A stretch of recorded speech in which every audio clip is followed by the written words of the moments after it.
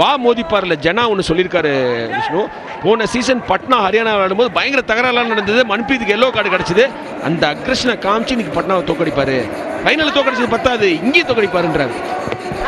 ஜனா நான் என்ன சொன்னனோ அது ஜனாவும் சொல்லியிருக்காரு. ஜனாவோட கருத்து தான். நீங்க கம்பேக் மோட் இப்பதான் பேசுறோம். ஆனா அதை தடுக்கிறாங்களா? கடைசி நொடி வரையும் இது ஒரு மல்டிபிள் பாயிண்டா இருக்குமா? வேரல் மிட்லைனை தாண்டி போச்சா?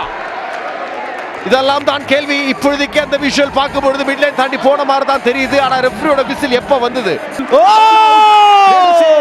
6 புள்ளிகள் மிலன் சிக்ஸர்ங்க. பர்தீப் வந்து ஒரே ரைட்ல இதே ஹரியானா ஸ்டீலர்ஸ்க்கு எதிராக 6+2 எடுத்தாரு. அவருடைய தம்பி மிலன் 6 புள்ளிகள் எடுத்திருக்காரு. 4+2 மேட்ச் ஆன். ஒரே ரைட்ல தலையெழுத்த மாத்திட்டாருங்க. பைரேட்ஸோட தலையெழுத்த மாத்திட்டாரு. இத சுதாகர் பண்ணி தான் நல்லா இருந்திருக்கும்.